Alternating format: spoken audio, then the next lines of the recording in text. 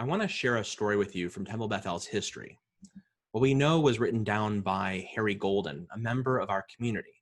Harry Golden's work was cited by the Reverend Dr. Martin Luther King in his letter from a Birmingham jail.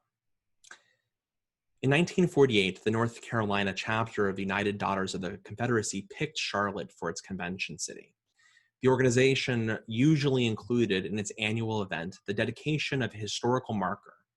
For the 1948 convention, the historian recommended that a marker be dedicated to the memory of Judah P. Benjamin, the highest-ranking Jewish person in the Confederacy. For background, she offered letters written by Jefferson Davis's wife, indicating that Judah P. Benjamin had been an overnight guest at the home of Abram Weil, a Jewish merchant of Charlotte, who had given sanctuary to most of the Confederate leaders and their families. The matter was taken to the two Charlotte temples, Temple Israel and Temple Bethel. The trustees voted for its creation, and they raised some monies to contribute. To put this into context, our congregation was just a few years old at the time, with a membership of roughly 30 families. While this was happening, a banker and son of the Daughters of the Confederate members in New York City heard about the monument and heard that it was going to be erected in honor of Judah P. Benjamin, and he wrote a letter to the Stonewall Jackson chapter of the Daughters of the Confederacy explaining that by placing the monument, the Daughters of the Confederacy's members would erroneously begin to think that our local Jews are quote unquote good Jews. The letter added, "But be not deceived.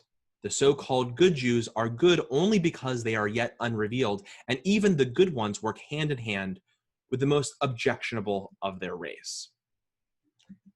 2 days after the distribution of the anti-Semitic letter, Charlotte's Stonewall Jackson chapter held a special meeting, and the historian presented her case. And she pointed out that the two Jewish temples did not initiate the project, but had responded to the solicitation from their chapter.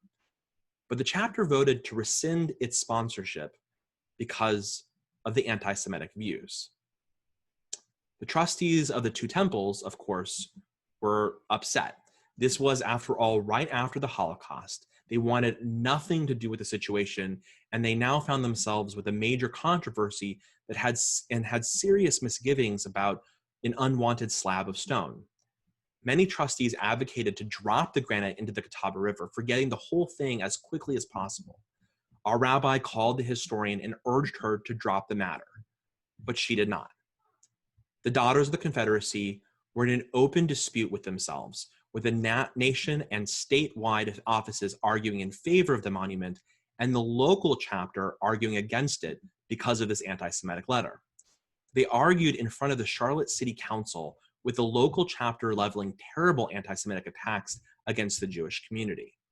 Both congregations removed their support for the monument, but the monument had already been made and was installed over the objections of the rabbis and the congregations. The monument was donated by the National United Daughters of the Confederacy to the city of Charlotte. The monument resides in about 237 South Tryon Street in Uptown Charlotte, precisely next to the Black Lives Matter art installation, which is really poignant right now. We have for many years tried to get the monument removed. Every time that we have tried, the city has cited North Carolina's laws, which prevents the removal of the monument and requires it to be relocated to a similarly prominent location. The loss of life and dignity through slavery was staggering. Racism and inequality still plague our city and our country, and hate breeds hate. Anti-Semitism is a very real problem in our age, just as it was during the Holocaust and in 1948 when the monument was created. The monument is nothing more than a show of white supremacy and solidarity towards segregationist principles. This monument has no historical meaning or importance. Judah P. Benjamin was not a member of our community. His only claim to Charlotte was that he spent a few days in our city as he was fleeing being captured by the Union.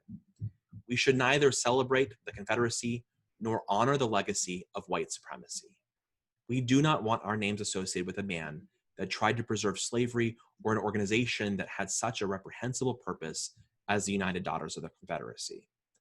The monument does not belong in a place of prominence within our city, just like German cities Do not memorialize Nazi criminals by erecting monuments and statues in their memory. We have once again respectfully requested that the city of Charlotte remove the monument from South Tryon. Other cities and states across the country are making the decision to remove these types of monuments and statues regardless of the laws. And we know that it's difficult for Charlotte because of the laws of North Carolina, but we're asking for Charlotte to help us out. Removing these symbols is imperative. All Charlotteans should be comfortable in our city. Our president will build a more equitable future. We want to help build an anti-racist city by confronting the scourge of racism while emphasizing our shared humanity. Please let us know if you want to get involved. We invite you to contact the mayor and the city council to urge the monument's removal. Thank you.